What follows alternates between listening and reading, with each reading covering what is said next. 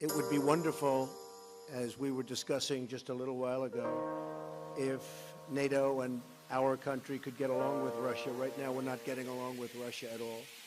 We may be at an all-time low in terms of relationship with Russia. This is built for a long period of time. Putin is the leader of Russia. Russia's a strong country. It's vicious and violent, and everybody in this room saw it all too many times over the last 3 or 4 days. Young children dying, babies dying, fathers holding children in their arms that were dead children. It can't be a worse sight.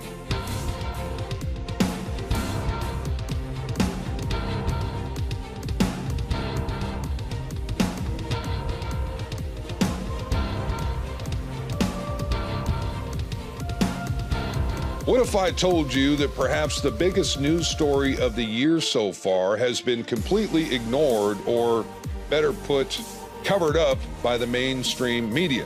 No doubt our audience wouldn't be totally surprised by that revelation. However, I think the average person on the street would be totally shocked to find out that Russian President Vladimir Putin believes a war between Russia and the United States and its NATO allies is imminent.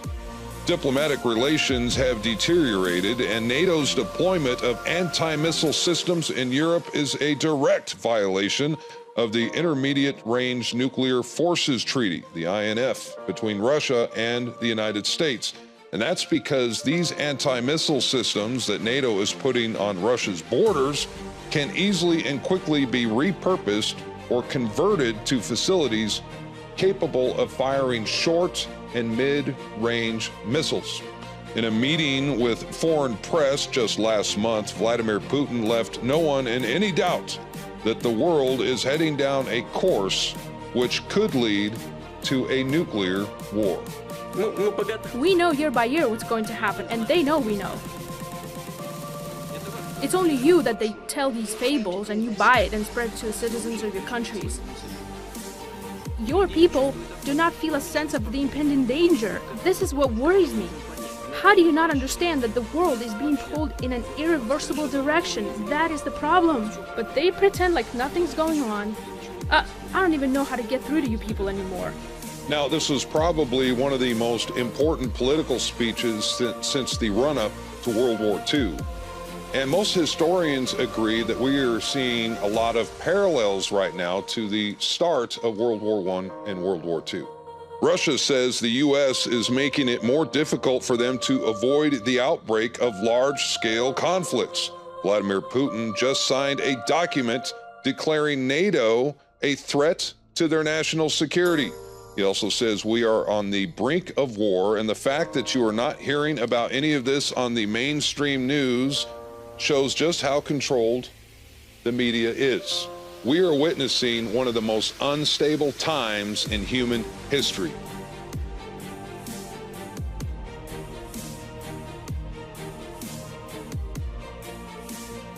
I urge you to put everything else aside just for a moment and watch this urgent newscast before it's too late.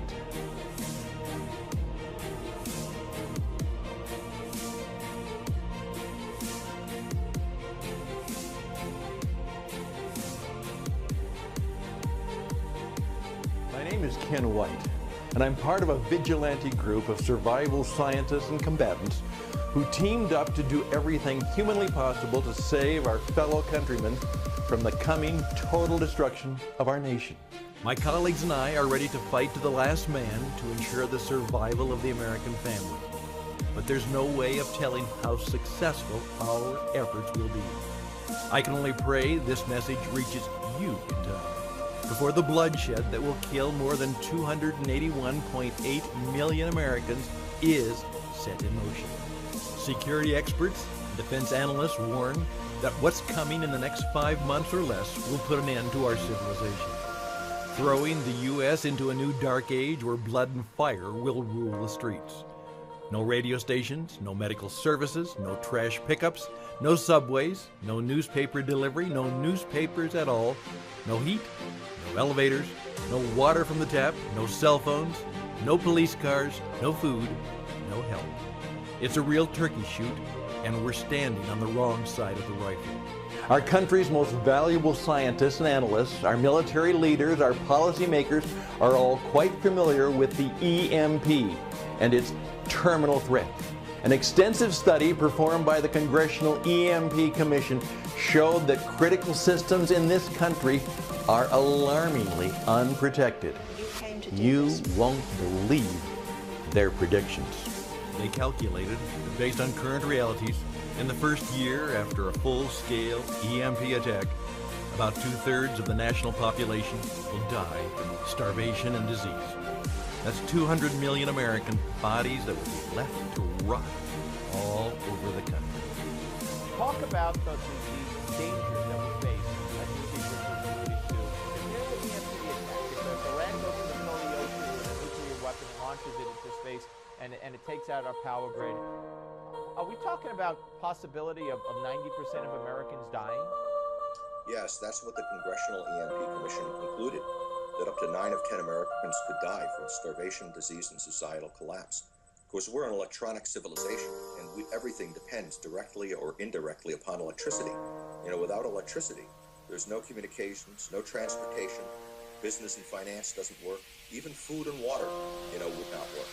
And or be available to the public. And so it's a high-tech way of killing people the old-fashioned way, through starvation, and disease, and societal collapse. Just think about the horror that we'll have to endure because of our leaders' ignorance. That's right. Our enemy is now making the final preparations to attack the United States before it's too late. It has often been said that 9/11 was a failure of our imagination. The fact is, we had warnings about terrorists flying airplanes into buildings, but we chose to ignore it. We decided not to go there. Pearl Harbor memos shows that the United States was warned of a Japanese attack, yet we did nothing. Last year, a sniper attacked and knocked out a substation in California, and it barely made the papers. The EMP threat falls into this category of denial. Our government fails to imagine it possible, even refuses to imagine it, despite overwhelming evidence that it can, and we believe will happen to one degree or another.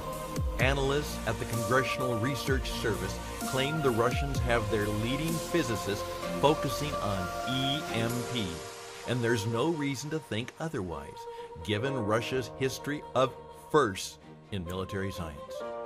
In October 1962, the Soviets launched a warhead on an R-12 missile to test the effects of EMP on military systems.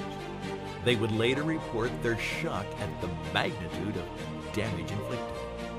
And that was more than 60 years ago. Imagine where they are now with this doomsday technology. And from what you've seen so far, you know there's nothing or no one standing in their way when they decide to blow off America. Now, back in the days of the Cold War, when we first learned about the physics of it all, our leaders were terrified by the prospect of an EMP attack against our country, and they kept trying to figure out reliable ways of protection. But once America won the war with the Soviet Union and tossed them into the dustbin of history, U.S. defense strategists, they relaxed and stopped thinking about the EMP. And they completely ignored what the Russians promised us then. In 1999, at a high-level meeting in Vienna, Vladimir Lukin, the chairman of the Duma's Foreign Affairs Committee, angry with American policy in the Balkans, issued the following threat. If we really wanted to hurt you with no fear of retaliation, we would launch a submarine-launched ballistic missile, and we would detonate a nuclear weapon high above your country and shut down your power grid. Another Russian official, Alexander Shabanov, smiled and said, and if that one doesn't work, we have plenty of spares. None of this is science fiction. It is science fact. Scientists calculated that a single high-altitude burst 200 miles above Kansas could spread an EMP pulse across the entire continental United States. And And beyond the major city centers, the damage will be done in countless ways, large and small. A blast over Pittsburgh can rapidly turn to dust virtually all agriculture and bulk transportation east of the Mississippi and north of Tennessee.